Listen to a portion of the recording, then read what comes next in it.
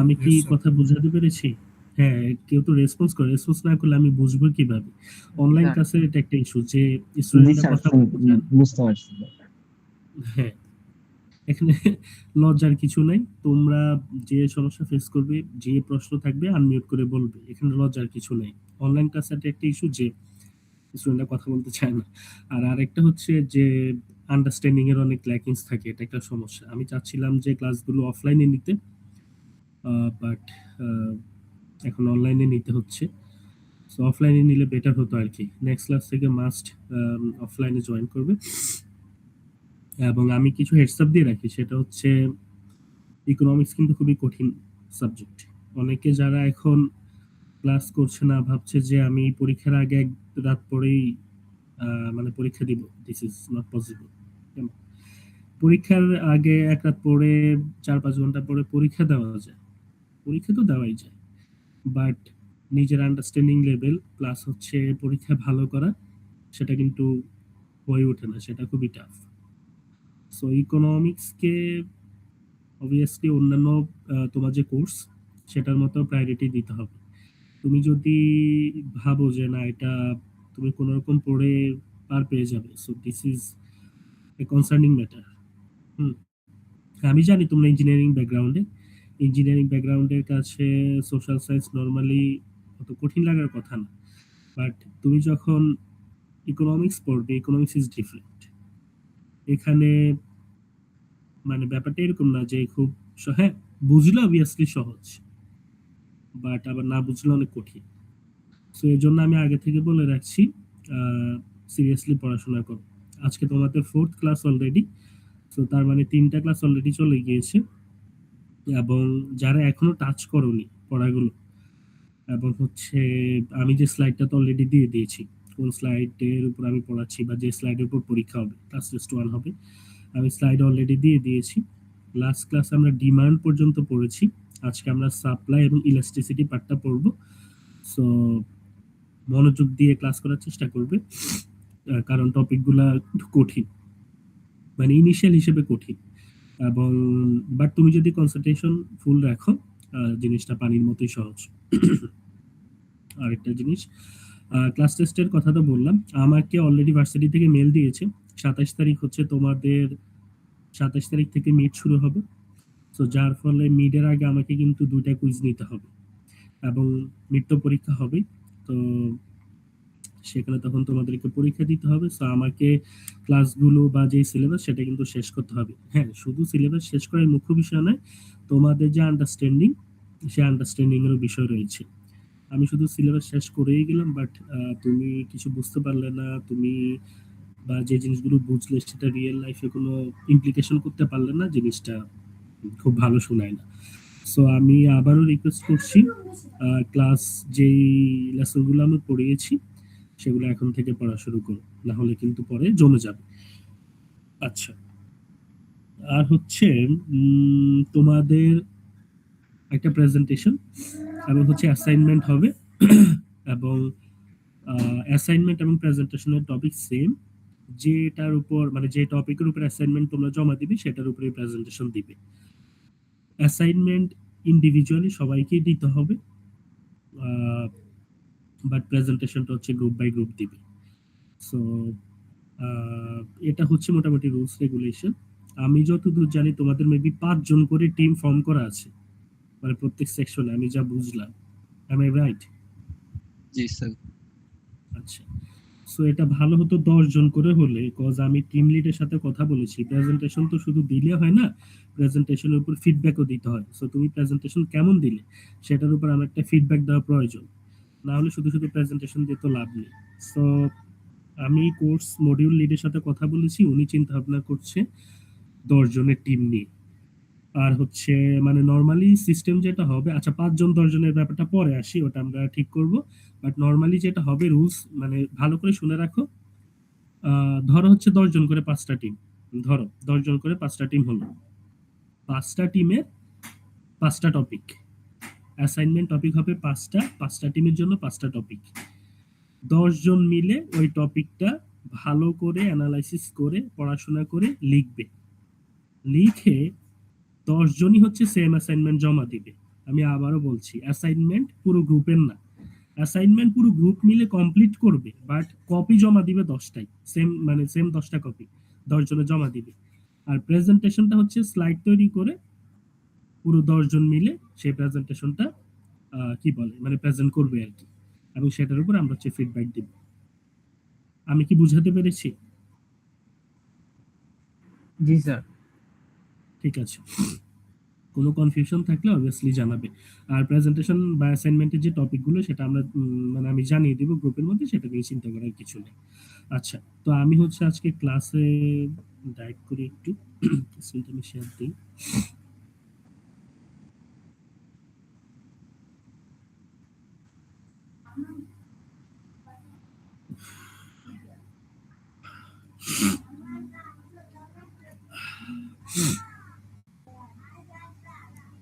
আচ্ছা, আমরা লাস্ট ক্লাসে যে আমরা এই জিনিসগুলো পড়েছিলাম, আমি একটু ছোট করে রিভিউ করি।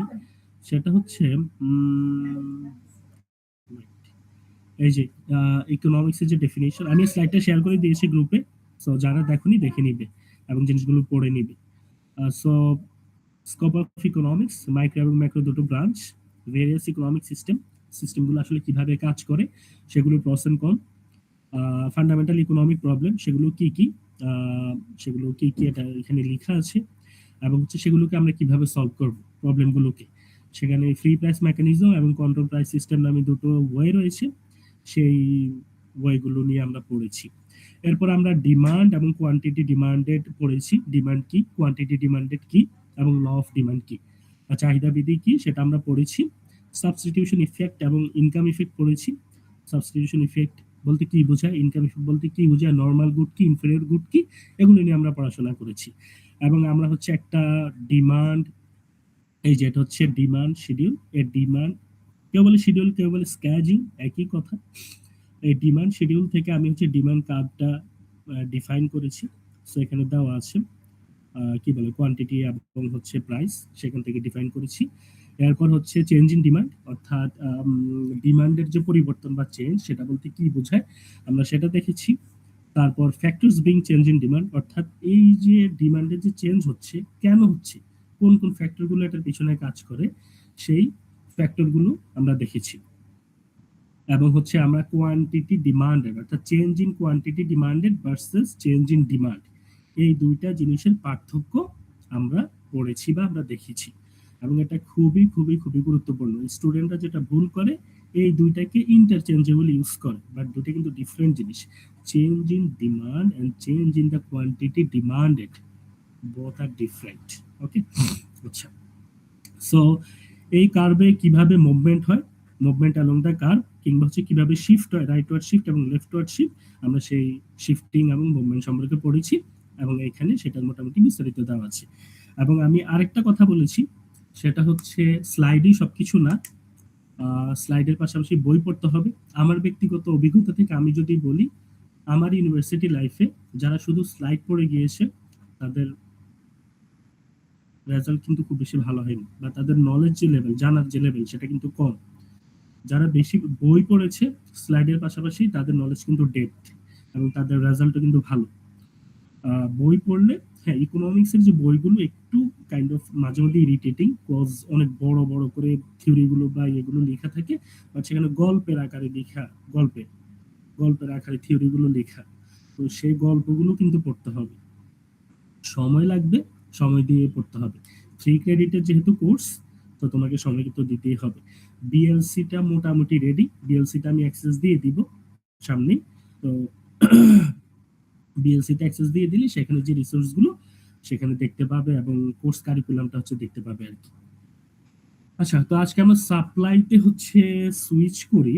তো সাপ্লাই আমরা অলরেডি পড়েছিলাম একটা ডিমান্ড, মানে ডিমান্ড বলতে কি বোঝায়, যেমন এখানে যদি আসি, এই যে demand, if you demand something then you want it, you can afford it or plan to buy it. মানে কোন একটা জিনিস তখনই ডিমান্ড হয় যে আমি এটা হচ্ছে চাই, আমি এটা কিনতে চাই, কনজিউম করতে চাই, আমি এটা এনজয় করতে চাই, অথবা আমি এটা অ্যাফোর্ড করতে পারি, অথবা আমি এটা কেনার চিন্তা ভাবনা করছি।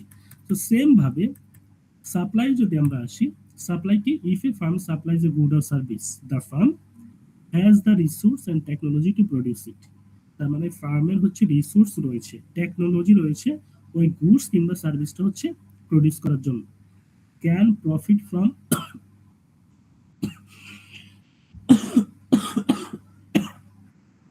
সরি, সে ওই প্রোডাক্টটা প্রডিউস করে সেখান থেকে প্রফিট গেইন করতে চায়।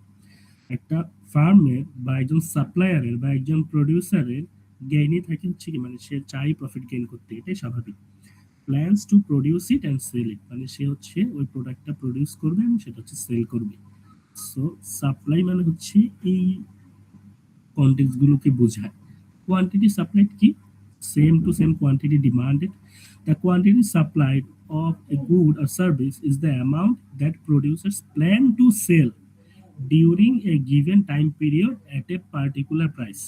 ওখানে ছিল প্ল্যান টু বাই, ডিমান্ডে, এখানে হচ্ছে প্ল্যান টু সেল, মানে একজন প্রডিউসার সে প্ল্যান করছে যে আমি হচ্ছে আগামী 1 বছরে একটু 1 মিনিট।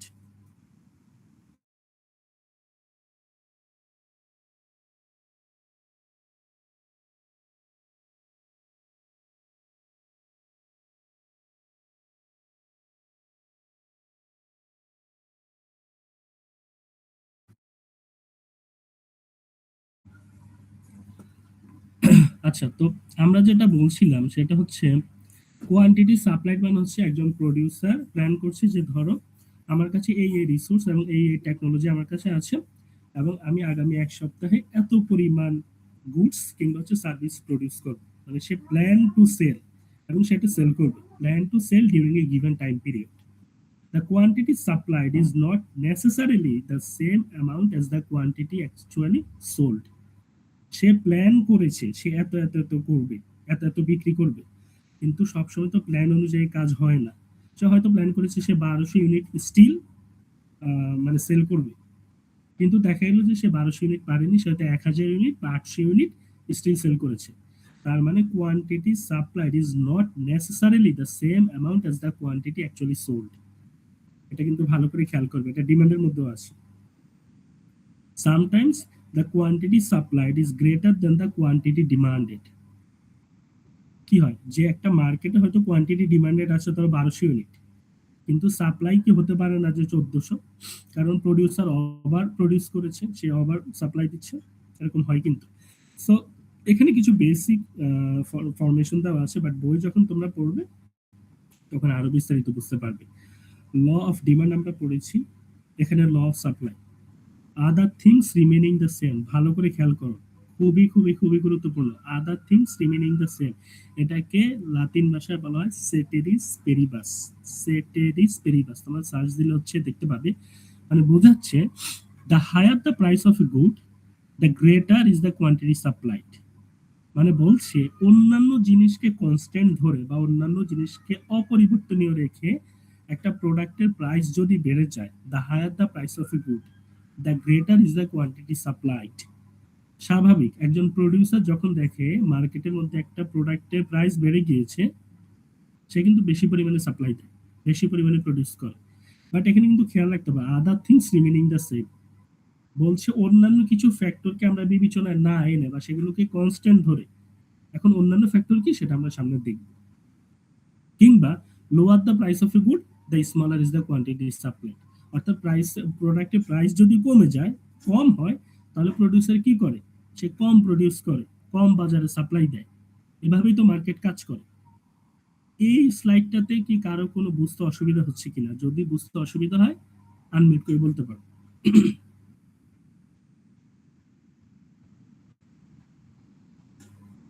আমি যা বোঝাতে চাচ্ছি তোমরা কি বুঝতে পারছো? জি স্যার। ঠিক আছে, তো আচ্ছা, সাপ্লাই কোয়ান্টিটি সাপ্লাইডে গেলাম। Supply curve and supply schedule একই জিনিস, যেটা আমরা ডিমান্ড কার্ভেও দেখেছি। এখানে এই যে সাপ্লাই শিডিউল দেওয়া আছে, অর্থাৎ 0.50 প্রাইসে এই পরিমাণ কোয়ান্টিটি সাপ্লাই, অর্থাৎ যখন মার্কেট প্রাইস $0.5, তখন প্রডিউসার কোনো অ্যামাউন্টে বাজারে সাপ্লাই দিচ্ছে না। এটা কিন্তু কাল্পনিক করে করা হয়েছে, ব্যাপারটা এরকম না যে এটাই পরীক্ষায় লিখতে হবে। তুমি চাইলে তোমার মতো করে এখানে ফিগার এগুলো ড্র করতে পারো, কিন্তু তোমাকে এটা বোঝাতে হবে যে হ্যাঁ, প্রাইস যখন বাড়ছে এই কোয়ান্টিটি সাপ্লাইটা কি বাড়ছে, এটাই তো স্বাভাবিক। যখন প্রাইস বাড়ে একজন প্রোডিউসার বেশি পরিমাণে মার্কেটে কি করে, সাপ্লাই দেয়। আচ্ছা, এখন এই যে সাপ্লাই কার্ভটা হচ্ছে আপওয়ার্ড স্লোপিং। কেন আপওয়ার্ড স্লোপিং? কারণ প্রাইস এবং কোয়ান্টিটি সাপ্লাই দুইটার মধ্যে হচ্ছে কি পজিটিভ রিলেশনশিপ। এই যে দেখো, প্রাইস যখন 0.50 তখন হচ্ছে কি 0, যখন 1 তখন 6, এই যে 1 হচ্ছে 6, এই যে 6 দেখো 6, যখন হচ্ছে 1.5, এই 1.5 হয়তো এই যে 10, এই যে 10 বরাবর। সো এগুলো কি করে তারপর হচ্ছে কার্ভটা কি ড্র করতে হয়।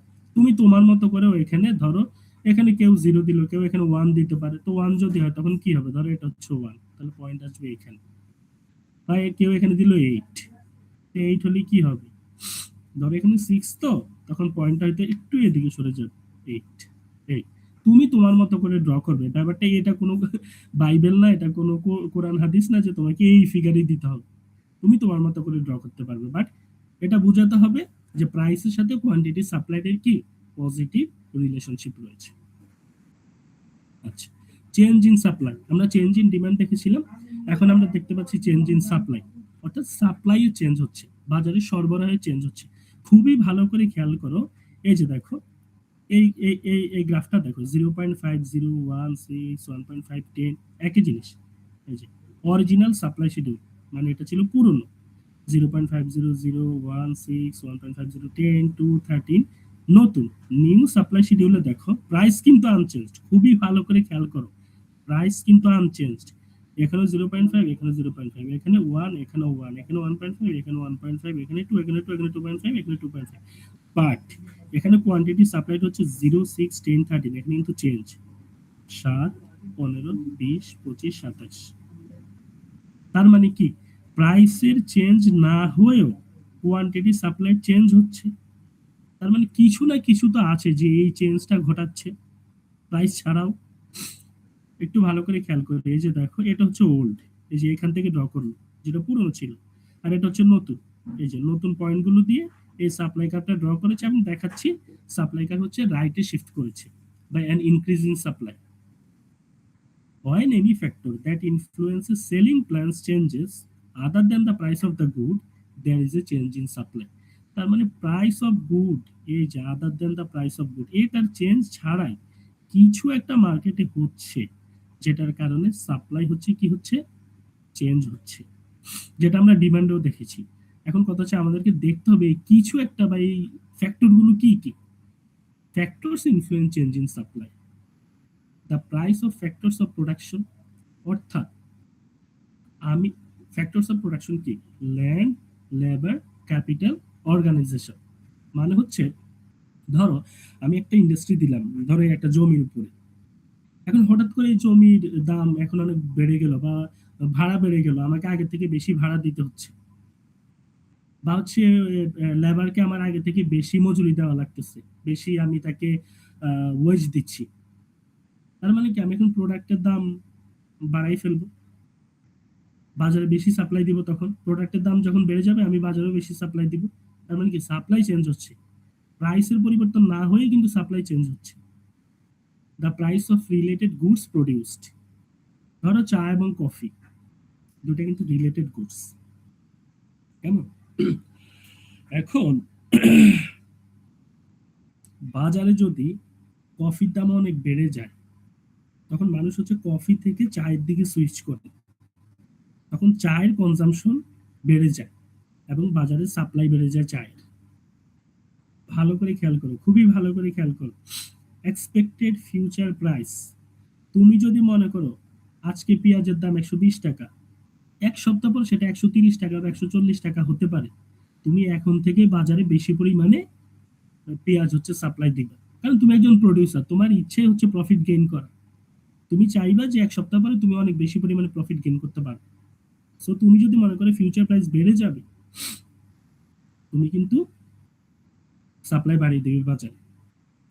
The number of suppliers, number of suppliers, যখন ওই যে বাজারে সাপ্লায়ার বেড়ে যায় তখন কি প্রোডাক্টও কি প্রচুর পরিমাণে বেড়ে যায়।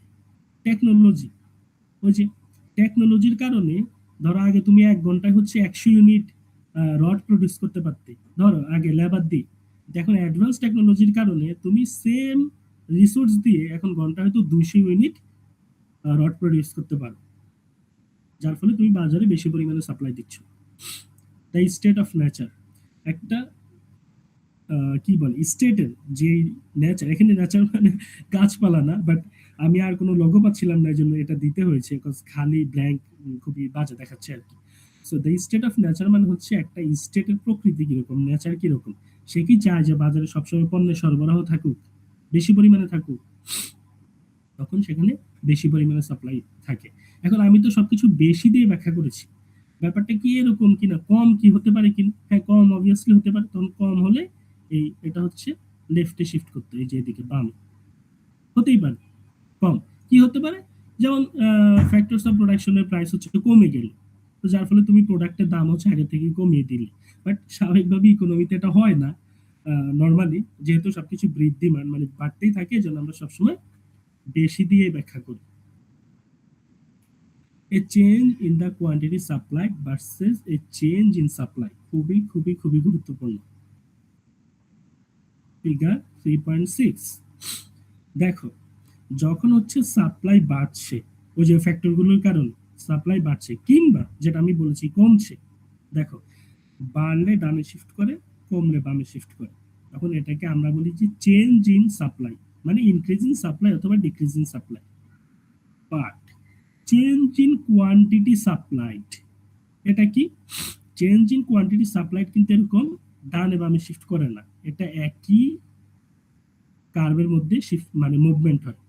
ধরো ইনিশিয়ালি তুমি এই পয়েন্টটাতে আছো, ধরো এখন বাজারে এই পয়েন্টটা হলে কি প্রাইস হচ্ছে এটা, কোয়ান্টিটি হচ্ছে কি এইটা, ধরো হঠাৎ করে বাজারে ওই পণ্যটার দাম বেড়ে গেল, ধরো হচ্ছে এই পয়েন্টে, ধরো এই পয়েন্টে প্রাইস, এখন প্রাইস এই পয়েন্টটা মানে তুমি হচ্ছে অলরেডি এই পয়েন্টে অবস্থান করছো, এই পয়েন্টে অবস্থান করার কারণে তোমার এই যে দেখো কোয়ান্টিটি কি বেড়ে গেল না আগের তুলনায়, এই পয়েন্টে কোয়ান্টিটি হচ্ছে এতটুকু, আর এই পয়েন্টে কোয়ান্টিটি হচ্ছে এতটুকু, তার মানে একটু বেশি, তার মানে প্রাইস বেড়ে যাওয়ার কারণে তোমার কোয়ান্টিটি সাপ্লাইড হচ্ছে কি বেড়ে যাচ্ছে।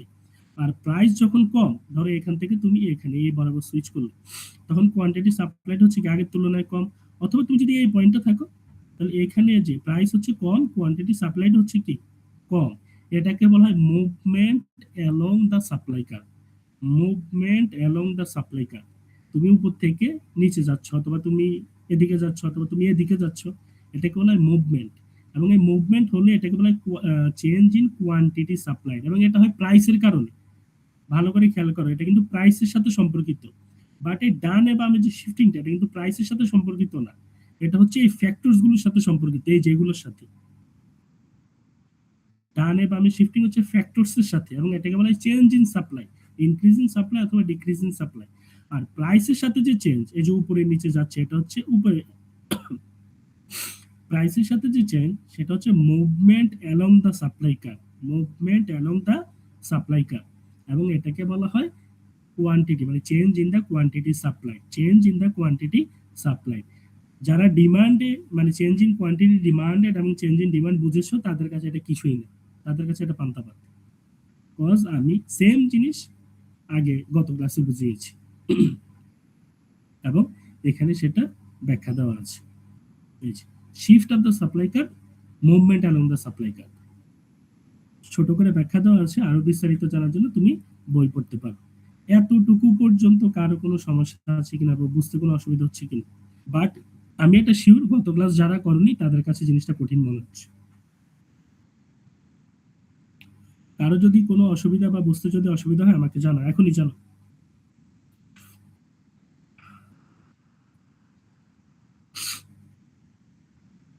থার্ড ক্লাস করনি মানে গত ক্লাস করনি, বাট বুঝতে অসুবিধা হচ্ছে, ভয়ের কিছু নাই, আমাকে জানাও যে স্যার আমি এখানে বুঝতে পারছি না বা এই সমস্যাটা হচ্ছে। স্যার ক্লাসগুলো তো তোমাদেরকে স্যার ক্লাসগুলো তো রেকর্ডেড আছে, আমার মনে হয় যারা ক্লাসগুলো করে নাই তারা দেখে রেকর্ডটা দেখে পরে যদি কোশ্চেন কোনো অ্যারাইজ হয় তাহলে স্যার আপনাকে করলে ভালো হয় স্যার। থার্ড ক্লাস কি রেকর্ডিং কারো কাছে আছে, মানে রেকর্ড কি করা হ্যাঁ আছে? স্যার, স্যার প্রত্যেকটা ক্লাসে রেকর্ড হচ্ছে স্যার। ঠিক আছে, ওকে। সো মানে যারা থার্ড ক্লাস করনি তারা একটু দেখে নিবে। বাট আমি সবসময় মানে সাজেস্ট করি যে হচ্ছে ক্লাসে থাকার জন্য। ক্লাসে থাকলে কনসেন্ট্রেশনটা ক্লাসের মধ্যেই থাকে, এখানে ইন্টারাকশনটা ডিফারেন্ট লেভেলের হয়। বাট ক্লাস রেকর্ডিং এ এটা আমার নিজেরও, আমি যখন ইউনিভার্সিটি লেভেলে থাকতাম, যখন কোনো রেকর্ডিং দেখতাম, খুব কিন্তু বেশি মনোযোগ ওটার দিকে আসতো না, বা আসলেও দেখা যাচ্ছে যে অনেক কিছু বুঝতে পারছি না। বাট ক্লাসে থাকলে জিনিসগুলো আসলে ওই ইস্যুগুলো হয় না। So চেষ্টা করবে ক্লাসে সবসময় জয়েন করা। আচ্ছা, তো আমরা আহ, এতটুকু। বাট কারো কোনো প্রশ্ন আছে কিনা? কোনো প্রশ্ন থাকলে বলো, এতটুকু পর্যন্ত। যদি কিছু না বুঝো বা কোনো যদি সমস্যা।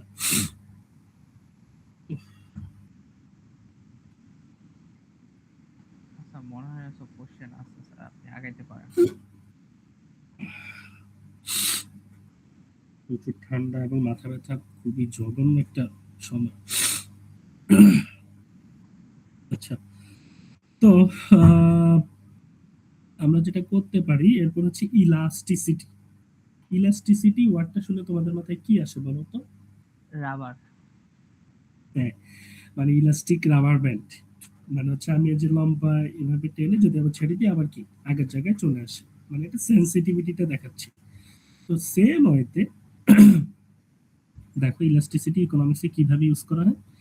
Elasticity measures how much one variable response when another variable changes. এই যে আমরা যতক্ষণ বলছি প্রাইস চেঞ্জের কারণে কোয়ান্টিটি চেঞ্জ হচ্ছে, বা দেখা যাচ্ছে কফির দাম বেড়ে গেলে মানুষ চায়ের কনজাম্পশন বাড়িয়ে দিচ্ছে।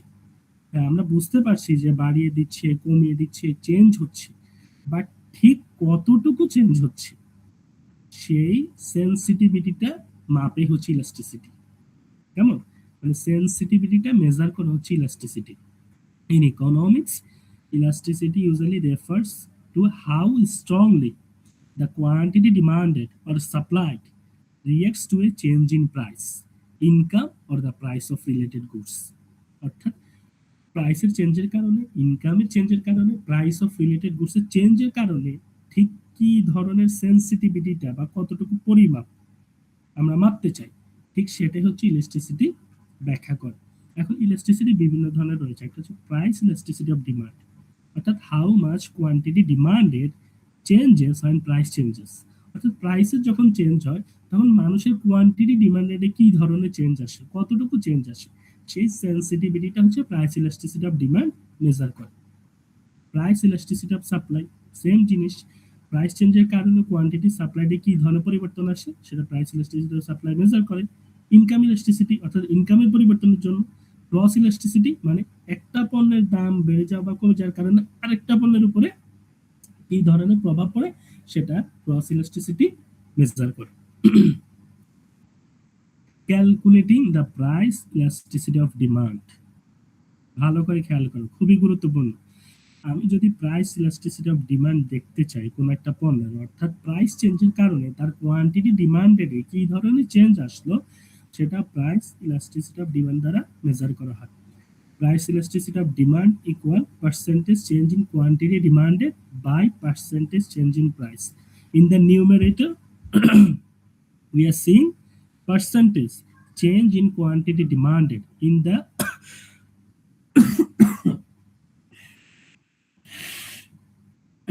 sorry, in the in the denominator we are seeing the percentage change in price. Very significant, you need to highlight the percentage. Without highlighting the word percentage, your mark will be cut down.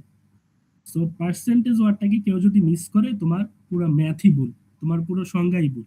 So এটা ভুল করা যাবে না, এখানে কিন্তু বলতে হবে percentage change in quantity demanded by percentage change in price. আচ্ছা, এখন আমরা একটা প্রাইস ইলাস্টিসিটি অফ ডিমান্ড কিভাবে মেজার করা হয় সেটা ছোট একটা ম্যাথ দেখি। To calculate a percentage, we divide the change in quantity demanded by initial quantity demanded. ভালো করে খেয়াল করো, আমি ইনিশিয়াল কোয়ান্টিটি ডিমান্ডেড এটাকে আমি বোল্ড করে রেখেছি। ধরো if price rises from 50 to 70, ধরো কোন একটা পণ্য, ধরো ধরো এই পেন, জাস্ট অ্যাজিউম, ধরো এই কলমটার দাম এখন হচ্ছে 50 টাকা, এটা হঠাৎ করে 70 টাকা হয়ে গেল, মানে ধরো $50 থেকে $70 হলো। এখন এই $50 থেকে $70 হওয়ার কারণে মানুষ এই পণ্য কিনা যে কমায় দিল, দাম বেড়ে যাওয়ার কারণে তো কমে যাবে, মানে মানুষ এখন কম কনজিউম করবে, কোয়ান্টিটি ডিমান্ড কমে যাবে, কিন্তু ঠিক কতটুকু কমলো আমরা সেটাই মেজার করতে চাই। So if price rises from 50 to 70, so we divide 20 by 50. ভালো করে খেয়াল করো, initial quantity demanded, we divide the change, এই যে এই যে we divide the change in quantity demanded by initial quantity demanded. So 50 থেকে 70 হলো, চেঞ্জ কত? 70 থেকে 50 বিয়োগ দিলে চেঞ্জ কত? 20, তার মানে উপরে আছে 20 আর নিচে আছে ইনিশিয়ালটা। ভালো করে খেয়াল করবে, হর এবং লব। লবে হচ্ছে পরিবর্তন, হরে হচ্ছে ইনিশিয়াল। সো 50 থেকে 70 হলো, পরিবর্তন হচ্ছে 20 বাই ইনিশিয়াল। ইনিশিয়াল হচ্ছে কত? 50, আমার যে ইনিশিয়াল প্রাইস। সো 20 বাই 50 মানে 0.4। আর আমরা যদি ইলাস্টিসিটিকে হচ্ছে পার্সেন্টেজে মেজার করি, আমরা এটাকে 100 দিয়ে গুণ দিয়ে 40% এ নিয়ে যাব। এটাকে ছোট করে আমি জাস্ট এখানে দেখালাম। আচ্ছা, example of calculating PED, price elasticity of demand.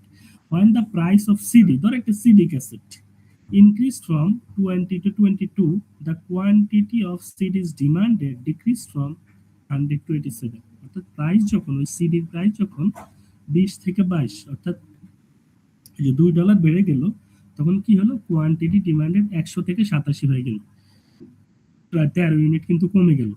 এখন আমরা প্রাইস ইলাস্টিসিটি অফ ডিমান্ডটা মাপতে চাই। So what is the price elasticity of demand? So the price increased from 20 to 22, so therefore percentage change কত? 20 থেকে 22 হলো, মানে পরিবর্তন হচ্ছে 2, উপরে হচ্ছে 2, ইনিশিয়াল হচ্ছে 20, ওয়াজ ইনিশিয়াল প্রাইস ছিল 20। সো যার ফলে 2 বাই 20 বা 2 বাই 20 সমান 0.1। 100 দিয়ে গুণ দিলে পার্সেন্টেজ নিয়ে গেলে 10%। সো আমার ফর্মুলাটা হচ্ছে কি, ভালো করে খেয়াল করো, percentage change in quantity demanded. তার মানে আমাকে আগে এটা হিসাব করতে হবে, এরপরে এটা হিসাব করতে হবে, তারপর হচ্ছে কি ভাগ করতে হবে। সো আমি পার্সেন্টেজ চেঞ্জ ইন কোয়ান্টিটি ডিমান্ডেডটা হিসাব করলাম, এই যে 20 থেকে 22 হলো, এই পার্সেন্টেজটা আমি হিসাব করলাম। এখন আমি কোয়ান্টিটি ডিমান্ডেডটা হচ্ছে হিসাব করি, তাহলে 100 থেকে 87 পরিবর্তন হচ্ছে কত? 13, তার মানে 13 বাই ইনিশিয়াল। ভালো করে খেয়াল করো, 13 বাই ইনিশিয়াল তার মানে 100, 13 বাই 100 সমান 0.13। আমরা যদি এটাকে 100 দিয়ে গুণ করে পার্সেন্টেজে নিয়ে যাই, তাহলে হচ্ছে কত? 13%। তাহলে প্রাইস ইলাস্টিসিটি অফ ডিমান্ড কি হবে? Percentage change in quantity demanded by percentage change in কি প্রাইস। তার মানে 13 বাই হচ্ছে কত? মানে 13% বাই হচ্ছে কি 10%। সো বা 13 বাই 10, রেজাল্ট হচ্ছে 1.3। রেজাল্ট হচ্ছে কি 1.3। এখানে খেয়াল করে 1.3 যেহেতু একের চেয়ে কি বড় না, এই যে প্রাইস ইলাস্টিসিটি অফ ডিমান্ড একের থেকে বড় না, রেজাল্টটা যখন হচ্ছে প্রাইস ইলাস্টিসিটি অফ ডিমান্ড একের থেকে বড় হবে, তখন এটাকে বলা হয় elastic. In this case demand is price elastic, মানে প্রাইসের পরিবর্তনের কারণে কোয়ান্টিটি ডিমান্ডের আসলেই চেঞ্জ হয়, মানে জিনিসটা হচ্ছে ইলাস্টিক। ইলাস্টিক যখন এক থেকে বড় হবে, মানে এখানে আমরা রেজাল্ট দেখতে পাচ্ছি 1.3, তার মানে এক থেকে বড়, এবং এটা হচ্ছে ইলাস্টিক। কেউ কি এই ম্যাথটা বুঝতে অসুবিধা হয়েছে কিনা?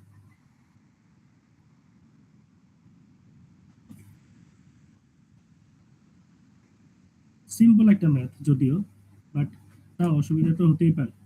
কারো যদি কোনো অসুবিধা হয় আমাকে জানো।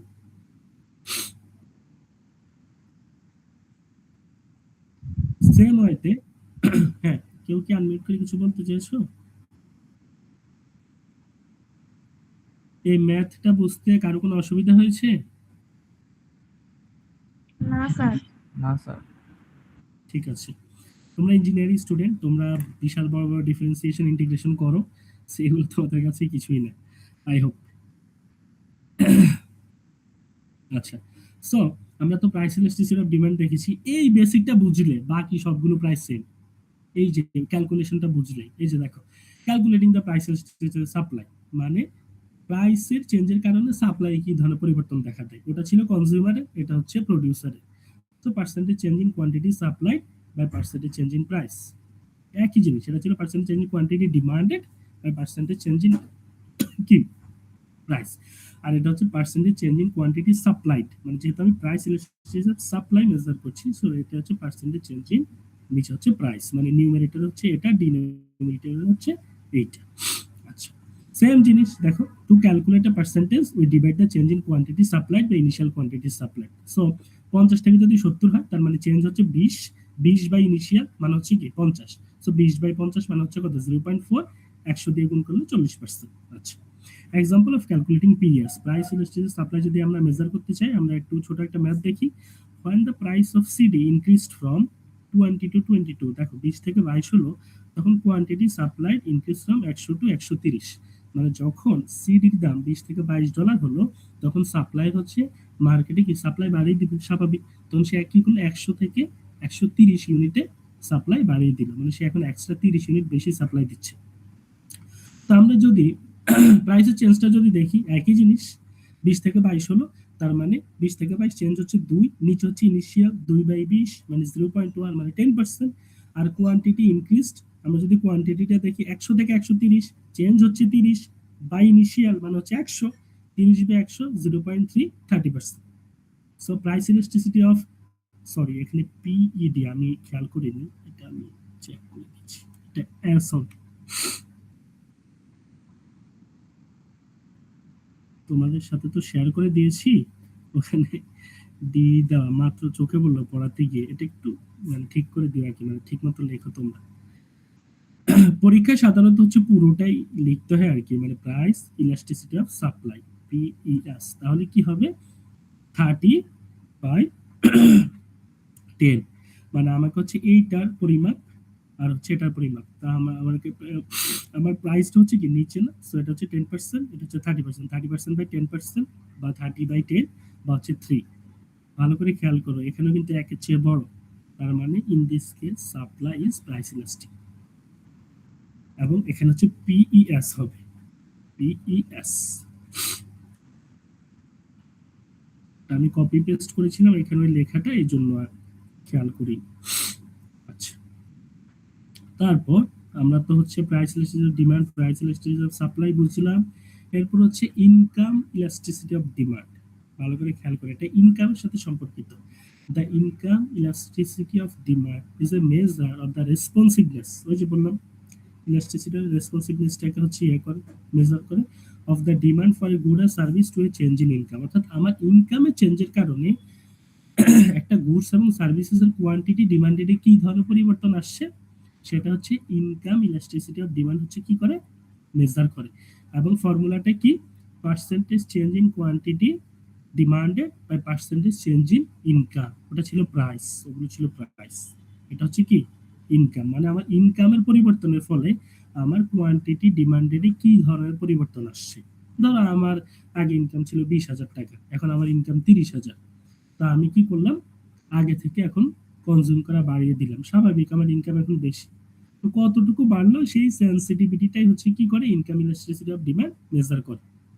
আচ্ছা, সো এখানে যেটা খেয়াল করো একটু, income elasticities of demand can be positive or negative and they fall into 3 interesting ranges, positive and greater than 1 মানে হচ্ছে নরমাল গুড এবং হচ্ছে ইনকাম ইলাস্টিক। স্বাভাবিক যখন হচ্ছে ওই যে বললাম গ্রেটার দ্যান 1 হবে, তখন কি হবে ডিমান্ডের ক্ষেত্রে ডিমান্ড ইলাস্টিক, আর এই ক্ষেত্রে হচ্ছে কি ইনকাম ইলাস্টিক, এবং পণ্যটাকে বলা হবে নরমাল গুড।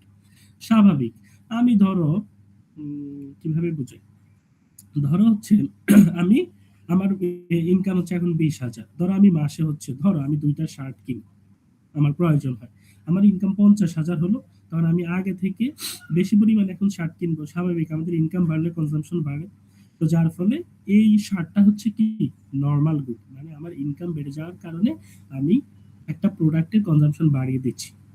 সো এই প্রোডাক্টটাকে বলা হয় নরমাল গুড, প্রাইসের সাথে সম্পর্কিত কিন্তু না, ইনকাম। আচ্ছা, পজিটিভ অ্যান্ড লেস দেন 1, ধরো কোন একটা মান হলো 0.3, এরকম ইলাস্টিসিটিটার মান হচ্ছে 0.3, ধরো পজিটিভ এবং হচ্ছে লেস দেন 1, সেটা হচ্ছে নরমাল গুড, কিন্তু সেটা হচ্ছে ইনকাম ইনইলাস্টিক। ইনকাম ইনইলাস্টিক মানে হচ্ছে ইনকামের সাথে খুব বেশি সম্পর্কিত না, বা ইনকামের চেঞ্জের কারণে ওই পণ্যের খুব বেশি চেঞ্জ হচ্ছে না। ধরো আমার ইনকাম 20,000, আমি 2টা শার্ট কিনতাম, 50,000 আমি প্রায় 2টা শার্টই কিনছি, আমার ওইখানে কিন্তু কোনো চেঞ্জ আসছে না, সো এটাকে বলা হয় ইনইলাস্টিক। আর নেগেটিভ ইনফেরিয়র গুড, আমি ইনফেরিয়র গুডের একটা এক্সাম্পল বলেছিলাম, কারো কি মনে আছে ইনফেরিয়র গুডটা কি এবং এক্সাম্পলটা কি?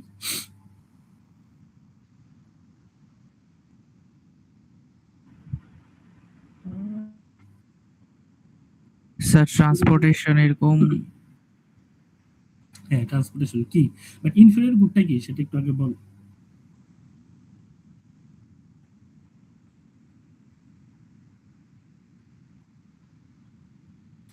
ইনফেরিয়র গুডটা কি? স্যার ইনকাম বৃদ্ধি হওয়ার সাথে সাথে সার্ভিসটা পরিবর্তন করা এরকম আর কি। মানে ধরো নর্মাল গুডের ক্ষেত্রে কি হয়, ধরো হচ্ছে এই যে ধরো আমার স্মার্ট ওয়াচটা কেমন, এটা হচ্ছে হেইলু ব্র্যান্ডের। তো ধরো আমার ইনকাম এখন 50,000, আমি একটা হেইলু ব্র্যান্ডের ধরো একটা স্মার্ট ওয়াচ আমি ইউজ করি। এখন হঠাৎ করে আমার ইনকাম খুব বেড়ে গেল, আমার মান্থলি ইনকাম এখন ধরো 15 লাখ 20 লাখ এরকম টাকা। তখন আমি কি করলাম, সেম স্মার্ট ওয়াচ, মানে আমি হচ্ছে আগে হেইলু ইউজ করতাম, এখন হয়তো আমি দেখা যাচ্ছে অ্যাপলের স্মার্ট ওয়াচটা হচ্ছে ইউজ করি বা স্যামসাং এর স্মার্ট ওয়াচ আমি ইউজ করি। তো যার ফলে কি হচ্ছে, ইনকামের মানে পরিবর্তনের ফলে আমার সেম প্রোডাক্টে আমি কি করছি, আপগ্রেড করছি। সো এই প্রোডাক্টটাকে বলা হচ্ছে কি নর্মাল গুড। কিন্তু ইনকামের পরিবর্তনের ফলে মানে ধরো ইনকাম বেড়ে গেল, ধরা হচ্ছে আমার ওই যে বললাম স্যালারি 50,000, আমি এতদিন হচ্ছে পাবলিক বাসে করে বা পাবলিক ট্রান্সপোর্টে করে হচ্ছে অফিসে যেতাম। কিন্তু আমার ইনকাম ধরো হঠাৎ করে আমার স্যালারি বেড়ে গেল 80,000, 50,000 থেকে 80,000। তখন আমি কি করলাম, ওই পাবলিক ট্রান্সপোর্ট বাদ দিয়ে আমি এখন পাঠাও, উবার বা হচ্ছে আমি এসি যে কারগুলো সেগুলো ইউজ করা শুরু করলাম। তার মানে কি হচ্ছে, ইনকাম বেড়ে যাওয়ার কারণে পাবলিক ট্রান্সপোর্টটাকে আমি কি করছি, কমায় দিচ্ছি, ওটার ব্যবহার আমি কমিয়ে দিচ্ছি। কিন্তু ইনকাম বাড়ার কারণে নর্মাল গুডে কি হতো, ওই প্রোডাক্টটা আমি আরো বেশি ইনকাম করছি, সরি আমি আরো বেশি ইউজ করছি, আমি আরো নিজেকে আপগ্রেড করছি। বাট ইনফেরিয়রে কিন্তু উল্টা হয়, ইনকাম বেড়ে যাওয়ার কারণে আমি ওই পাবলিক ট্রান্সপোর্টটাকে কি আগে থেকে আরো বেশি ইউজ করছি না কমিয়ে দিচ্ছি? আমি কিন্তু কমিয়ে দিচ্ছি, বা আমি একদমই ব্যবহার করছি না। আমি হচ্ছে এখন নতুন একটা প্রোডাক্টে সুইচ করেছি বা নতুন একটা সার্ভিস আমি সুইচ করেছি।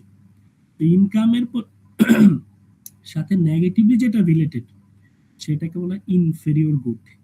আইতে ইনকাম, আইতে ইনফেরিয়র। ভালো করে খেয়াল করবেন, নর্মাল গুড, ইনফেরিয়র গুড, এগুলো ইনকামের সাথে সম্পর্কিত, not price, not changing price.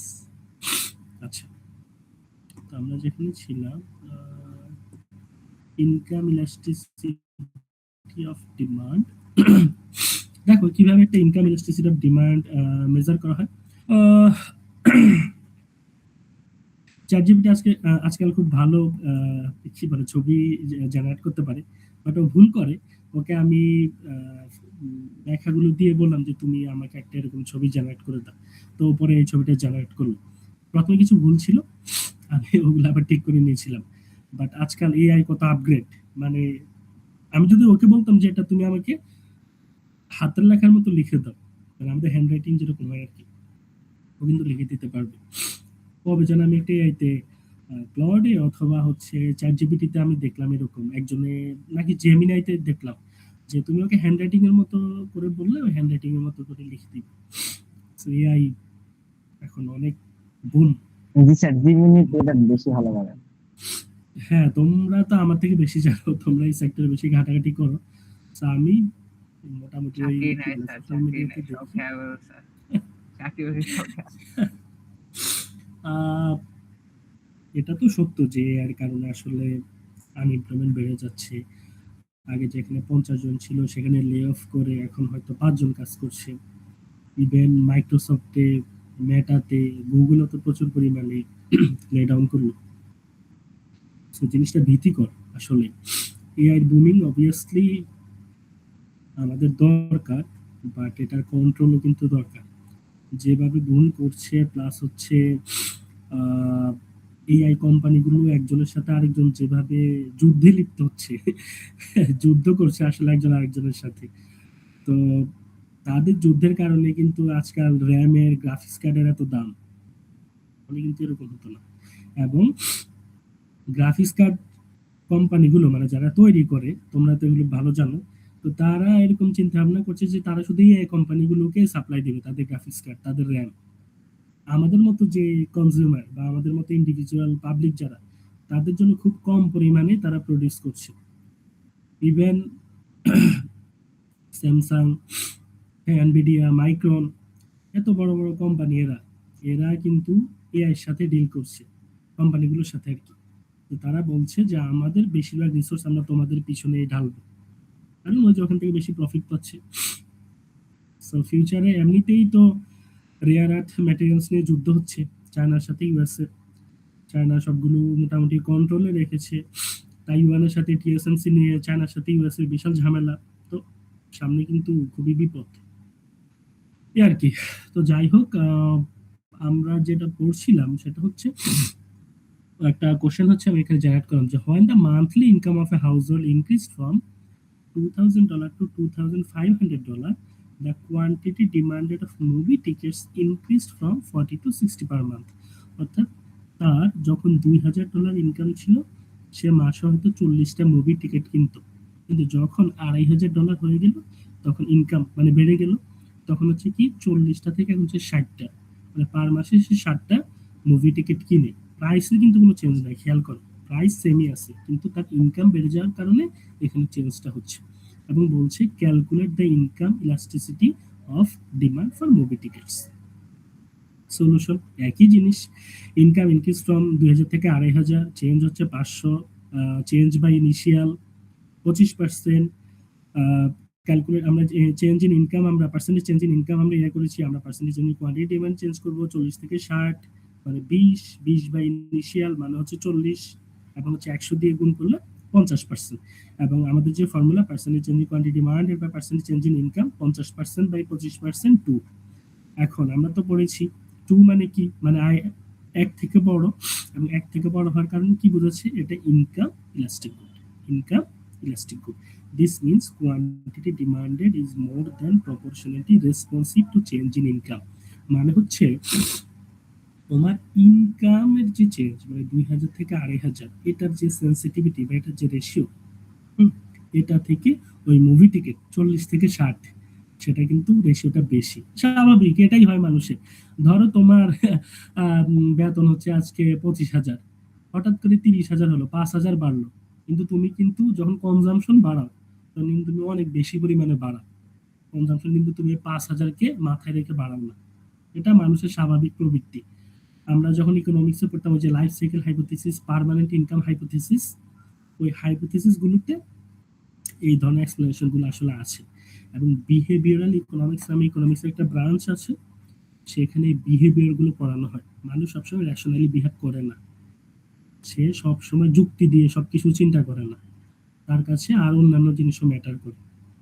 ওই যে বলেছিলাম যে ধরো একটা স্যাভো আইসক্রিম, এটা এখন ধরো 30 টাকা, হঠাৎ করে এটার দাম 30 থেকে 45 টাকা হয়ে গেল, কিন্তু তুমি এটা খুব পছন্দ করো, খুব পছন্দ করো, তুমিও 45 টাকা হওয়ার পরও কিন্তু মোটামুটি আগে যদি সপ্তাহে একটা করে খেতে, মোটামুটি এখনো খাও। তুমি 15 টাকার বাড়া নিয়ে খুব বেশি চিন্তা করো না, তোমার পকেটে যদি টাকা থাকে। এই স্বাভাবিক, মানুষের স্বাভাবিক প্রবৃত্তি এরকমই। যাই হোক, তো এটা আমরা ইনকাম ইলাস্টিসিটি অফ ডিমান্ড দেখলাম। এরপরে আমরা যেটা যাবো সেটা হচ্ছে ক্রস ইলাস্টিসিটি অফ ডিমান্ড। মানে হচ্ছে দুইটা পণ্যকে নিয়ে এখানে কনসিডার করা হয়। The cross elasticity of demand is a measure of the responsiveness of the demand for a good to a change in the price of a substitute or complement, other things remaining the same। বলছে একটা পণ্যের price চেঞ্জের কারণে আরেকটা পণ্যের ডিমান্ডের যে পরিবর্তন, সেটা হচ্ছে ক্রস ইলাস্টিসিটি অফ ডিমান্ড ব্যাখ্যা করে। সেখানে সাবস্টিটিউট এবং হচ্ছে কি বলে কমপ্লিমেন্টারি দুইটা টার্ম কিন্তু আছে, খেয়াল করো। কোথায় যেন এই যে প্রাইস অফ সাবস্টিটিউট আর কমপ্লিমেন্ট। কেউ কি আমাকে বলতে পারবে সাবস্টিটিউট গুডস কাদেরকে বোঝায়, কমপ্লিমেন্ট গুডস কাদেরকে বোঝায়?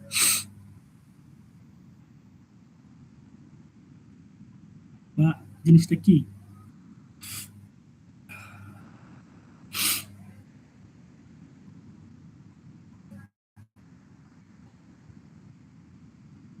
কেউ কি বলবে?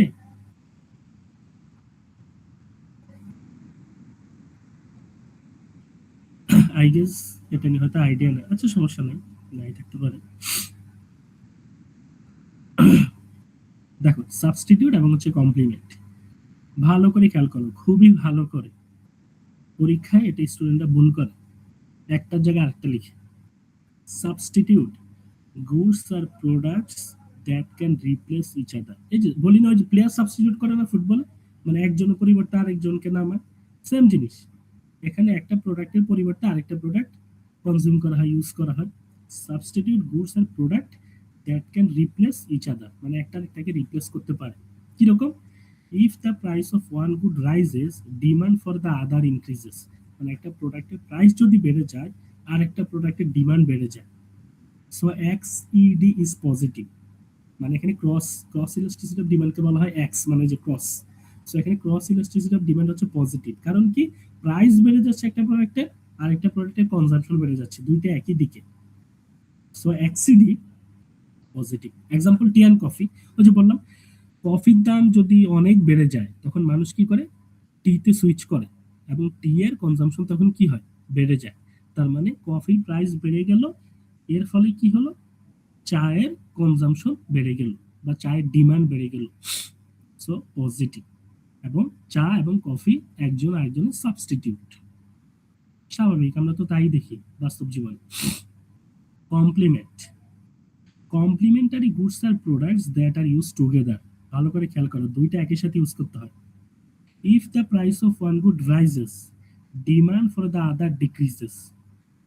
ওখানে কিন্তু ছিল দুইটা একই দিকে যাচ্ছে, বাট এখানে কিন্তু দুইটা বিপরীতমুখী। If the price of one good rises, demand for the other decreases. So এক্সিডি হচ্ছে কি, নেগেটিভ। কমপ্লিমেন্টের ক্ষেত্রে ক্রস ইলাস্টিসিটি অফ ডিমান্ড হচ্ছে কি, নেগেটিভ। আর সাবস্টিটিউটের ক্ষেত্রে হচ্ছে কি, positive. Example cars and fuels, স্বাভাবিক, আমাকে কার চালাইতে হলে আমাকে ফুয়েলও রাখতে হবে, ফুয়েল ছাড়া আমি কার চালাইতে পারবো না। কার যদি না থাকে ফুয়েলের কোনো ভ্যালু নেই, ফুয়েল যদি না থাকে কারের কোনো ভ্যালু নেই। মানে সেটা যদি লেট অ্যালোন ইলেকট্রিক ভেহিকল যদি হয়, মানে ইলেকট্রিক ভেহিকল ডিফারেন্ট জিনিস, বাট নর্মালি হচ্ছে ফুয়েল আমাকে তো থাকতে হবে আমি যদি কার চালাইতে চাই, আবার কার থাকলে ফুয়েল থাকতে হবে। সো দুইটা একই সাথে ইউজ করা হয়। অথবা কি বলবো, যেমন দুধ মানে মিল্ক এবং হচ্ছে চায়ের যে পাতা, দুইটা জিনিস একই সাথে ইউজ করা হয়। দুইটার কোনোটা না থাকলে আমরা সাধারণত দুধ চা তৈরি করতে পারি না। বা হচ্ছে ধরো রটি এর ক্ষেত্রে সেটা ডিফারেন্ট জিনিস। মানে মোট কথা হচ্ছে কমপ্লিমেন্ট মানে হচ্ছে দুইটা জিনিসকে একই সাথে ইউজ করতে হয়, একটা আরেকটার কমপ্লিমেন্ট, পরিপূরক, নট সাবস্টিটিউট। এটা হচ্ছে পরিবর্তক আর এটা হচ্ছে পরিপূরক, একটাকে ছাড়া আরেকটা চলে না। So example cars and fuels. এবং if car price rises, fewer cars are brought. যখন কারের দাম বেড়ে যায় মানুষ হচ্ছে কম কি করে, কার কিনে, এবং ডিমান্ড ফর ফুয়েল ফলস, ফুয়েলের ডিমান্ড তখন কি হয়, ফল করে। কারণ মানে কারের দাম বেড়ে যাওয়ার কারণে মানুষ তো কম কার কিনলো, কম কার মানে কি, কম ফুয়েল। সো ফুয়েলের ডিমান্ড তখন কি হয়, কমে যায়। এবং এটা দুইটাকে বলা হয় complement. So cross elasticity of ডিমান্ডের একটা ম্যাথ আমরা যদি দেখি, imagine the price of a product, ধরো বার্গার পিৎজা, বার্গারের প্রাইস বেড়ে গেল $4 থেকে $5। ইন রেসপন্স তখন মানুষ কি করলো, বার্গার না খেয়ে পিৎজার দিকে সুইচ করলো, যে আমি বার্গার খাবো না, বার্গারের দাম বেড়ে গেছে। তখন পিৎজা যে ডিমান্ড সেটা 100 থেকে 130-এ পৌঁছালো। একই জিনিস, 130 মাইনাস 100 বাই ইনিশিয়াল, মানে ইনিশিয়াল 30 বাই 100 ইন্টু 100, 30%। আর ওটা হচ্ছে 5 থেকে 4 থেকে 5 হলো, মানে চেঞ্জ হচ্ছে 1 বাই হচ্ছে ইনিশিয়াল, তো 1/4, তার মানে হচ্ছে 25%। আর দুইটাকে ভাগ দিব আমরা, 30/25 1.2। সো এখানে ইলাস্টিসিটি যেটা সেটা কিন্তু 1-এর থেকে বেশি। So the cross elasticity of demand is 1.2। ভালো করে খেয়াল রাখো, এটা কিন্তু 1-এর থেকে বেশি প্লাস হচ্ছে, এটা পজিটিভ, ভ্যালু কিন্তু নেগেটিভ না। Because it is positive, pizza and burgers are substitute, pizza and burgers are substitute. এটা কিন্তু নেগেটিভ ভ্যালু আসতে পারে, উপরের মানগুলো যদি ওভাবে সাজায়। ভালো করে খেয়াল করো, পরীক্ষায় নেগেটিভ আসলে বিচলিত হওয়ার কোনো কারণ নেই। নেগেটিভ, পজিটিভ মানে হচ্ছে সাবস্টিটিউট, পজিটিভ মানে হচ্ছে একটা প্রোডাক্ট আর একটা প্রোডাক্টের সাবস্টিটিউট, পরিবর্তক। মান যদি নেগেটিভ আসে, ধরো -1.2, তখন সেটা কি হবে? কমপ্লিমেন্ট। এজন্যই তখন এই এরকম ম্যাথ দিয়ে বলে, হ্যাঁ হ্যাঁ এরকম এরকম এরকম এরকম ঘটলো, তুমি ইলাস্টিসিটিটা বের করো এবং আমাকে বলো পণ্যগুলো কি সাবস্টিটিউট নাকি পণ্যগুলো হচ্ছে কমপ্লিমেন্ট। তখন তুমি ইলাস্টিসিটির মান দেখেই বুঝতে পারবে, এই পজিটিভ নেগেটিভ দেখেই বুঝতে পারবে সেটা কি সাবস্টিটিউট নাকি হচ্ছে কমপ্লিমেন্ট। এতটুকুই। যদি আজকে যতটুকু পড়লাম যদি কোনো সমস্যা থাকে বলতে পারো। এন্ড কি বল, থ্যাংক ইউ তুমি সাথে থাকার জন্য। বাট থার্ড ক্লাস যারা করেছে তাদের কাছে ফোর্থ ক্লাস কিছুই না, খুবই সোজা, একই জিনিস আমরা প্রায় পড়েছি, শুধু ইলাস্টিসিটিটাকে আমরা নতুন করে পড়েছি। বা যারা থার্ড ক্লাস করনি তাদের কাছে হয়তো কিছু কিছু কঠিন মনে হয়েছে। বাট যদি কোনো প্রশ্ন থাকে, যদি বুঝার কোনো অসুবিধা থাকে যে স্যার আমি এখানে বুঝতে পারিনি, আপনি এখানে বলেছেন বাট আমি কনসেপ্টটা বুঝিনি, তুমি 10 বার না বুঝলে আমি তোমাকে 10 বার বোঝাবো, তোমাকে বোঝানোর দায়িত্ব আমার। বাট তোমাকে বলতে হবে যে স্যার আমি এখানে বুঝিনি। যদি কোনো সমস্যা থাকে বল।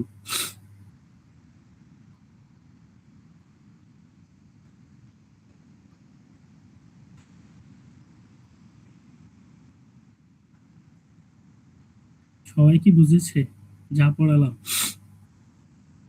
জি স্যার, মনে হচ্ছে ইজি ছিল মনে হচ্ছে। হ্যাঁ ইজি, যেটা বললাম যে পড়বে তার জন্য ইজি, কিন্তু মানে ওই যে বললাম না যদি কি বলে মানে যদি থার্ড ক্লাস না করে তাহলে তাদের জন্য কঠিন। এখানে তো অনেকেই আমি দেখতে পাচ্ছি মোটামুটি আছে ক্লাসে, প্রায় 38-39 জনের মতো। আচ্ছা আমি একটু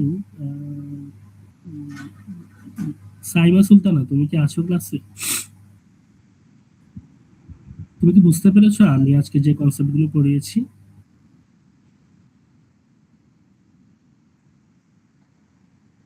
হ্যাঁ শিওর। আর যেটা বলেছিলাম এটার উপর ক্লাস টেস্ট যেহেতু হবে, সো একটু এখন থেকে পড়া শুরু করো। আমি তো স্লাইডটা শেয়ার করে দিয়েছি, একটু ভালো করে পড়ো। রাশিদ নাইব, তুমি কি আছো ক্লাসে? Yes sir. তুমি কি বুঝতে পেরেছো মানে যে কনসেপ্টগুলো পড়িয়েছি? জি স্যার, আমি বুঝতে পেরেছি স্যার। ঠিক আছে। রিশাদ খান, জি স্যার, বুঝতে পেরেছি। ঠিক আছে। তো আমি একটু দেখলাম সবার কনসেন্ট্রেশন আছে কিনা ক্লাসের মধ্যে, বিকজ অনেকে হচ্ছে ক্লাসে জয়েন দিয়ে ঘুমিয়ে যায়। আমরা এটা করতাম, আমরা যে একদম ডিফারেন্ট এরকম না, বাট যেহেতু এখন কি বলে মানে কনসেন্ট্রেশনটা একটু দরকার, কজ হচ্ছে এগুলো তোমাদের 27 তারিখ থেকে মিডের ডেট দিয়ে দিয়েছে, সো একটু সিরিয়াসলি পড়াশোনা করো এখন থেকেই। ম্যাথগুলো কিন্তু খুবই পান্তাভাত তোমাদের কাছে, যেটা বললাম তোমরা ডিফারেন্সিয়েশন ইন্টিগ্রেশন বড় বড় অনেক বড় বড় করে ইউলার থিওরেম নিয়ে হয়তো ম্যাথ ট্যাথ করো তোমরা। আমার বন্ধু যারা ইঞ্জিনিয়ারিং এ পড়তো দেখতাম তাদেরকে বিশাল বিশাল ম্যাথ করে আর কি। আমরা মাস্টার্সে গিয়েও করেছি, বাট আমাদের থার্ড ইয়ার ফোর্থ ইয়ারটা একটু কঠিন ছিল, সেখানে আমরা অনেক বড় বড় ম্যাথ করতাম। বাট ইঞ্জিনিয়াররা তো সবসময় অনেক চাপে থাকে, অনেক বড় বড় ম্যাথ, অনেক বড় বড় ক্যালকুলেশন করে আর কি। সো তোমাদের কাছে এগুলা ব্যাপার নাই গেস। আজকে এতটুকুই। তারপরে আবারও বলছি যদি কোনো সমস্যা থাকে আমাকে পার্সোনালি রিচ করতে পারো। আমার হোয়াটসঅ্যাপ হচ্ছে বা হচ্ছে টেলিগ্রাম বা mail account, anything you can reach me out. So দেওয়া আছে, আই গেস মেইল অ্যাড্রেসটা হয়তো দেওয়া নাই, একটু শেয়ার করে দিই।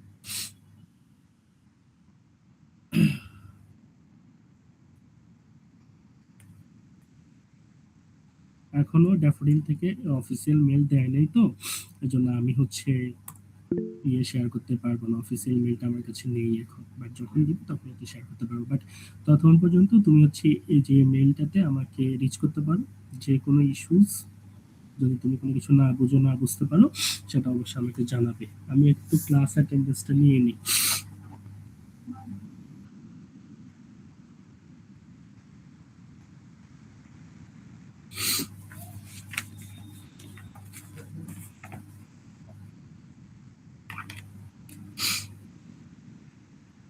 One 1055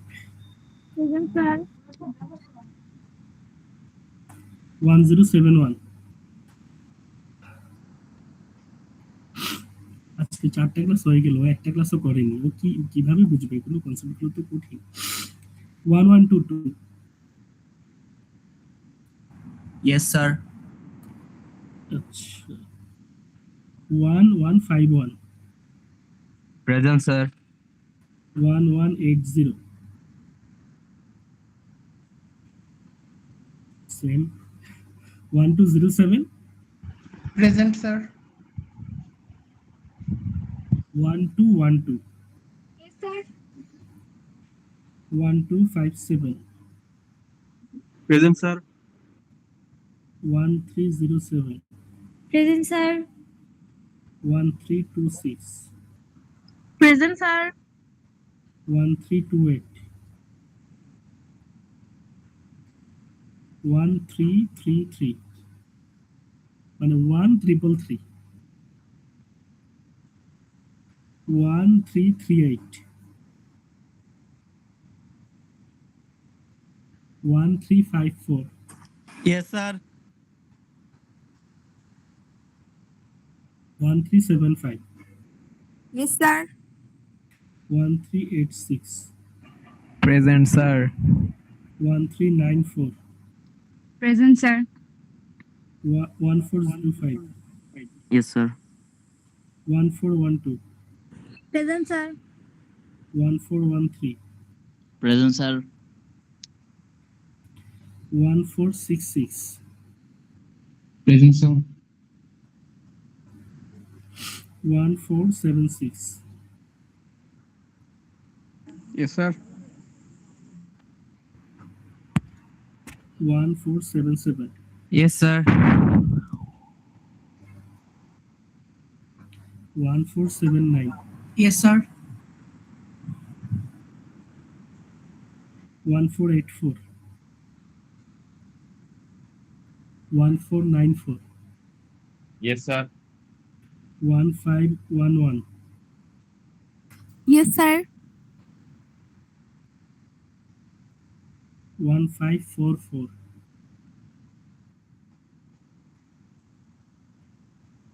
1576 Yes, sir.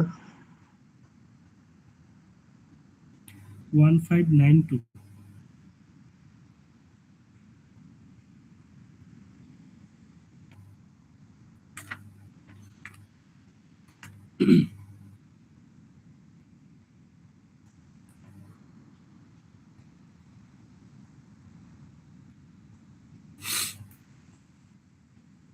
1599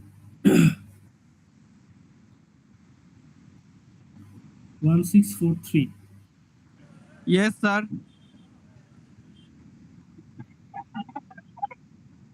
1648 Yes, sir. 1676 Yes, sir. 1685 Yes, sir. 1690 Present, sir. 1706 Present, sir. 1750 1793 Present, sir. 1842 Yes, sir. 1860 Present, sir. 1863 1867 Yes, sir. 1870 Yes, sir. 1875 Yes, sir. 1878 Present, sir. 1953 Yes, sir. 1973 Present, sir. 1978 Present, sir. 1979 Present, sir. কারো কোনো attendance বাকি আছে Sir, 1484 এর attendance বাকি। 1484 কেন 1599 দিতে ভুলে গেছি। স্যার ওর নাকি কারেন্ট চলে গেছে এই জন্য কল দিচ্ছে আর কি। আচ্ছা মাজিদি কি বললে 1 স্যার 1599 1599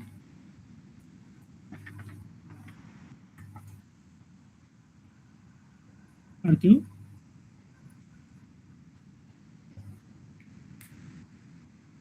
আর কিছু? আচ্ছা, কেউ তো বললে না, কারো কি কোনো সমস্যা নাই সিরিয়াসলি? মানে এই যে এতক্ষণ পড়লাম, change in quantity demanded versus change in demand, change in quantity supplied versus change in supply, কারো আসলেই কোনো মানে কনফিউশন নাই জিনিসগুলোতে, বা বুঝতে অসুবিধা হয়নি? স্যার বুঝতে পারছি। বা ডিমান্ড বা হচ্ছে ডিমান্ড শিডিউল গুলোকে আমরা কিভাবে কিভাবে হচ্ছে আমরা ইয়ে করব, ওটা সবকিছু বুঝতে পেরেছো? ড্র করব কিভাবে, গ্রাফগুলো আমরা ড্র করব, বা হচ্ছে শিডিউলগুলো আমরা কিভাবে কনস্ট্রাক্ট করবো, এটা কি বুঝতে পেরেছো?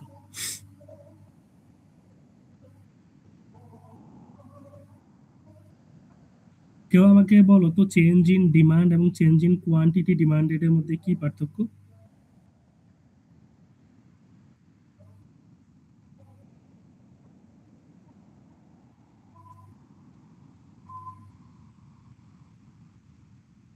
বলো। চেঞ্জ ইন ডিমান্ড এবং চেঞ্জ ইন কোয়ান্টিটি ডিমান্ডের মধ্যে কি পার্থক্য?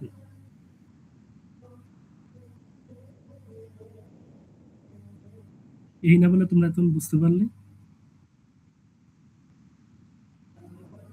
সৌরভ?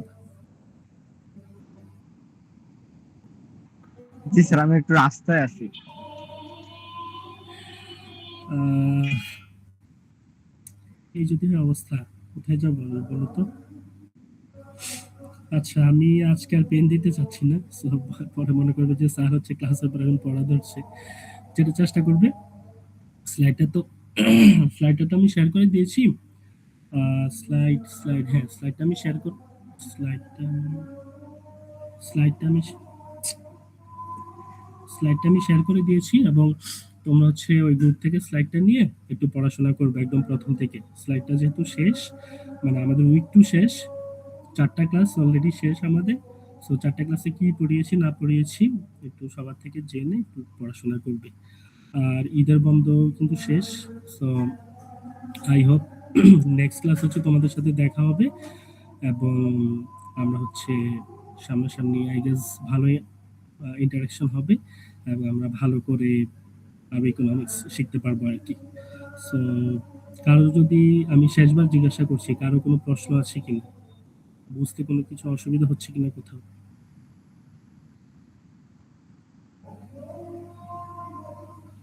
স্যার নিজে প্র্যাকটিস করলে সমস্যা বের হবে, এটা হলো বড় কথা। ঠিক আছে, সো আমি ওর কথা ধরেই মানে কি বলি এ করলাম, কনক্লুশনটা আনলাম, সেটা হচ্ছে নিজের একটু পড়াশোনা করো, দেখো, যদি কোনো সমস্যা ফাইন্ড আউট করো অবভিয়াসলি আমাকে জানো। সো আজকের ক্লাস এতটুকুই। You may leave. You may leave. আসসালামু আলাইকুম স্যার।